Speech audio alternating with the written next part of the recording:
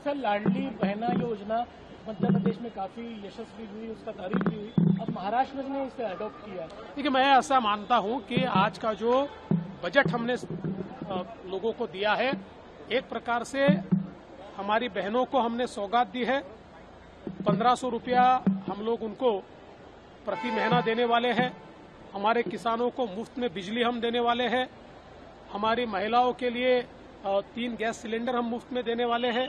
इससे पहले हमने उनके लिए जो हमारा स्टेट ट्रांसपोर्ट है उसमें 50% का कंसेशन दिया है। हमारे युवाओं के लिए 10,000 रुपये महीना स्टाइपेंड की योजना हमने लाई हुई है। समाज के सारे घटकों के लिए इस बजट ने एक प्रकार से खुशी लाई है और मुझे बहुत इस बात की खुशी है कि एक अच्छा बजट हमारे मुख्यमंत्री जी और अर्थमंत्री जी ने दिया है।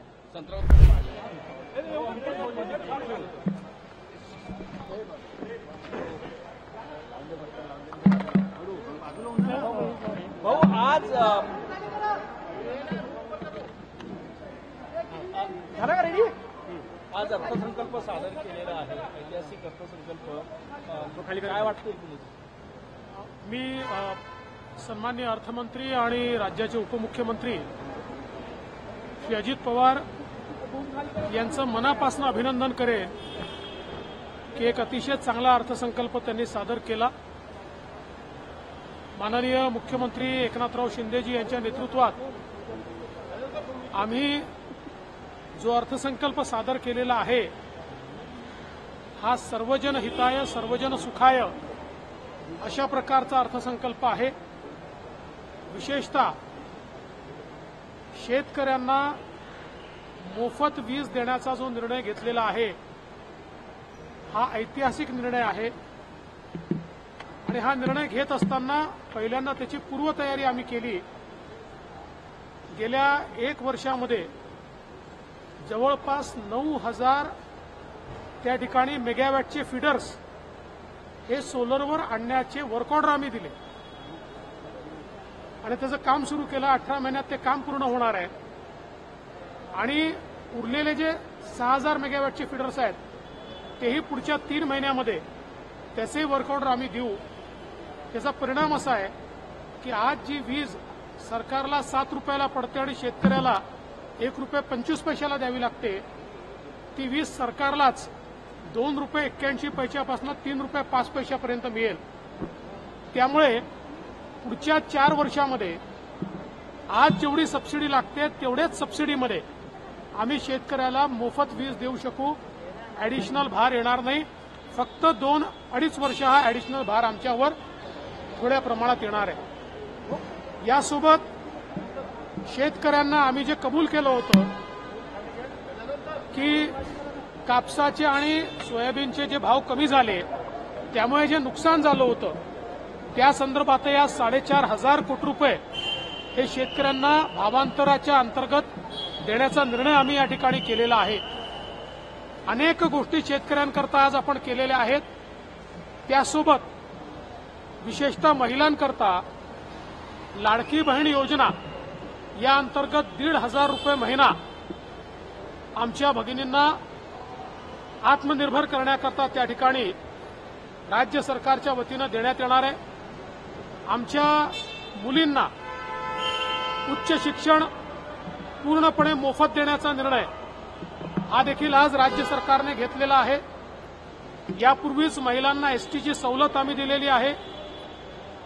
घरी मुलगी जन्माला आली तर 18व्या वर्षी तिला 1,00,000 रुपये मिळतील अशी व्यवस्था आपण केलेली आहे.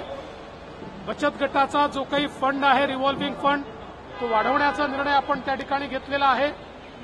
वेगवेगळ्या निर्णयांच्या माध्यमातून महिलांना आपण मदत करतो आणि त्यासोबत 3 सिलेंडर वर्षाला हे मोफत देण्याचा निर्णय देखील आपण घेतलेला आहे, ज्याचं स्वागत महिलांनी मोठ्या प्रमाणात केलं आहे.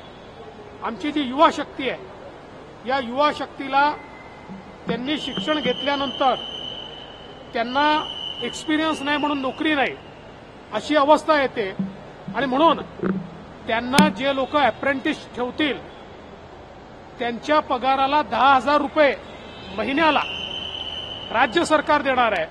त्यामुळे त्या अप्रेंटिसमध्ये त्यांना पगार राज्य सरकार देईल, ते त्या ठिकाणी ट्रेनिंग घेतील, एकतर तिथेच नोकरी करतील किंवा त्या एक्सपिरियन्सच्या भरोशावर दुसरीकडे नोकरी किंवा स्वतःचा व्यवसाय करू शकतील.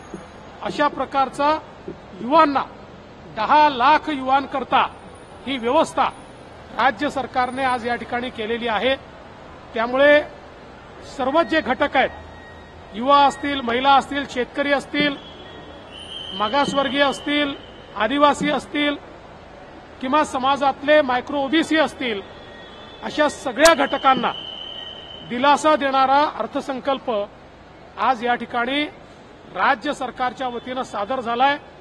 आणि मी दाव्याने सांगतो, या अर्थसंकल्पामध्ये घोषणा केलेली प्रत्येक योजना ही आम्ही निश्चितपणे अस्तित्वात आणल्याशिवाय राहणार नाही. उद्धव ठाकरे असं म्हणाले की फडणवीसांच्या भाषेत सांगायचं झालं, हे खोटं नरेटिव्ह पसरवणारं बजेट.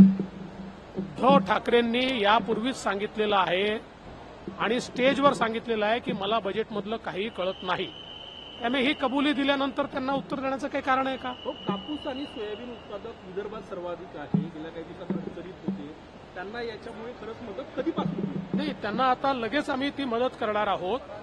त्यांच्या अकाउंटला थेट ते पैसे आम्ही जमा करणार आहोत. हा निर्णय आम्ही कॅबिनेटमध्ये पूर्वीच घेतला होता, परंतु त्यानंतर 3च दिवसात आचारसंहिता लागल्यामुळे आम्हाला सेशन घेता आलं नाही आणि तरतूद करता आली नाही.